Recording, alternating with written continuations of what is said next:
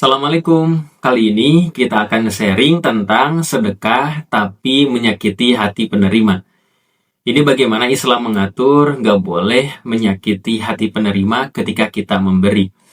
Ada sebuah kisah seorang ibu yang dia miskin dan janda, lalu dia eh, kelaparan. Bagaimana supaya bisa makan, bisa membeli beras.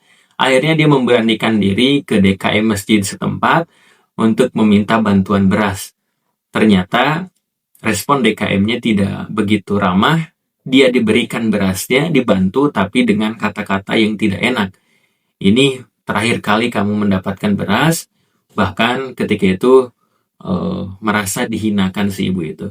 Lalu si ibu itu berkaca-kaca pulang tetap membawa beras, tapi begitu sedih, dan akhirnya si ibu ini berikutnya kelaparan karena tidak tahu dia harus menerima atau mencari kemana lagi.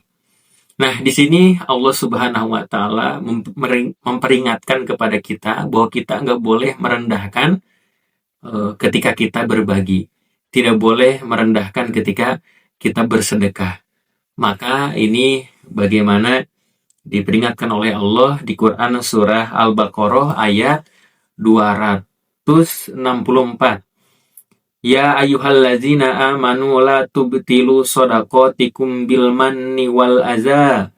Yang artinya, wahai orang yang beriman, janganlah kamu merusak pahala sedekahmu dengan menyebut-nyebutnya dan menyakiti perasaan si penerima. Bahkan salah satu hadis yang diriwayatkan oleh hadis riwayat Muslim, yaitu orang yang bersedekah lalu mengungkit-ungkitnya, itu termasuk golongan yang tidak akan diajak bicara oleh Allah Subhanahu wa Ta'ala.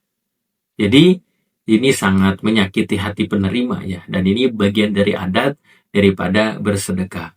Jadi misalkan disebut-sebutkan bahwa dikasih tapi bagaimana menyakiti hati penerimanya, dikasih tapi harus diingat jasanya terus-menerus ya, harus menjadi hutang budi, atau dikasih tapi dengan nada yang merendahkan. Maka dengan perbuatan seperti itu, ketika misalkan kita bersedekah, walaupun nominalnya besar, bisa jadi menghapus pahala sedekahnya. Bisa jadi tidak diterima oleh Allah karena pemberiannya menyakiti hati penerimanya.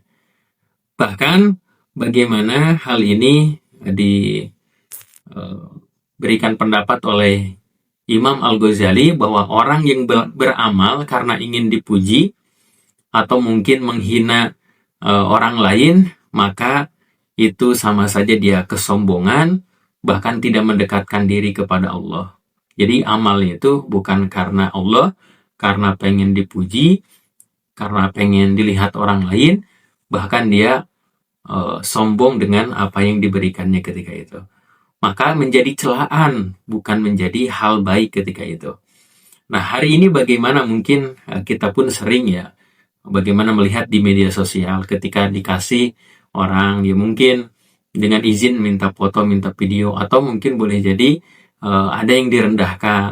Dia ngasih tapi harus berbuat sesuatu dulu gitu, dan sesuatunya membuat dia malu gitu ya.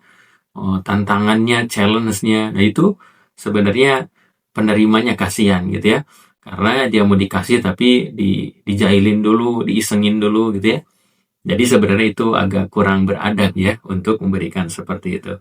Bagaimana ketika itu Umar bin Khattab pernah ketika menjadi pemimpin, dia belusukan ke rakyatnya, dan itu malam-malam. Nah, tidak diliput media, tidak pencitraan ya, tapi dia malam-malam, siapa rakyatku yang bagaimana tidak bisa makan, yang kelaparan atau yang miskin. Maka sampai pernah membawa sendiri gitu ya, untuk diberikan langsung. Dan itu gak usah dikenal siapa aku, tapi yang penting jangan sampai ada yang kelaparan. Jadi tidak bagaimana dipublish ya ketika itu. Karena memang dia takut kepada Allah Subhanahu wa Ta'ala. Dasarnya takut kepada Allah, takut rakyatnya ada yang kelaparan, takut rakyatnya ada yang gak bisa makan.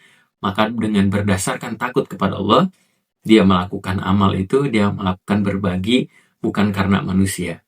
Dan ketika itu pun Imam Ahmad bin Hambal dikenal pernah ketika itu menyamar untuk bersedekah, biar orang lain tidak tahu gitu ya, bahwa beliau adalah yang memberikan ngasihnya. Maka untuk itu, ini sebenarnya untuk menjaga amal-amalan kita gitu ya, supaya tidak merendahkan, supaya tidak menyakiti, maka niatnya adalah lillahi ta'ala dan fokus kepada apa yang dibutuhkan mungkin oleh orang tersebut, tanpa harus bagaimana berhutang budi, tanpa harus bagaimana mungkin kita pamer-pamerkan, meskipun dibolehkan ya untuk syiar dalam kebaikan, tapi yang jelas tidak merendahkan kepada penerimanya itu sendiri. Maka kita berdoa kepada Allah, Rabbana taqabbal minna innaka antas samiul alim. Minta bahwa amal-amalan kita ini, baik mungkin yang tersembunyi ataupun yang memang terang-terangan, diterima di hadapan Allah Subhanahu wa Ta'ala dan tidak menyakiti hati penerimanya. Maka pada kesimpulannya, sedekah bukan hanya tentang memberi, tapi bagaimana kita memuliakan si penerima. Mungkin ada pertanyaan, apakah lebih baik bersedekah tapi menyakiti penerima atau tidak bersedekah gitu kan ya? Maka ada yang berpendapat lebih baik ternyata tidak bersedekah daripada dia sedekah tapi menyakiti hati penerima, karena bagaimana itu malah menjadi dosa, itu malah menjadi menyakiti hati orang, dan niatnya bukan bersedekah tapi mungkin pengen sombong, pengen pamer. Maka untuk itu, maka tujuannya adalah ketika kita berbagi, yaitu untuk memuliakan si penerima. Allah tidak butuh sebenarnya harta kita, yang Allah butuhkan bagaimana kepedulian kita ini karena Allah dengan bersihnya hati.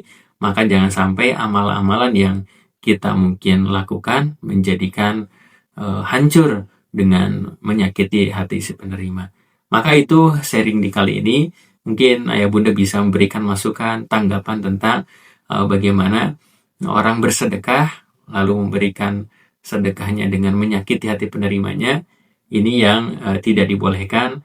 Yang mudah-mudahan kita bisa bagaimana berbagi dengan berbagi yang terbaik dengan memuliakan si penerimanya. Mungkin baik ngasih ke fakir miskin, ke anak yatim, tetap dimuliakan dengan cara memberikannya, bahkan diusap kepalanya gitu ya. Itu sebagian daripada kasih sayang kepada anak yatim dan seterusnya. Semoga bermanfaat. Silahkan di like, share, dan subscribe. Barakallahu fikum. Oh iya, kami punya program Safari Dakwah bagi Anda yang memiliki masjid, majlis taklim, sekolah, dan lain sebagainya, berkesempatan untuk mengadakan kegiatan parenting, kajian Islam, seminar, dan lain sebagainya. Dan juga kami memiliki produk buku-buku terbaik seputar parenting Islami dan juga kelas online tiap bulannya. Ayah Bunda segera dapatkan, hubungi admin.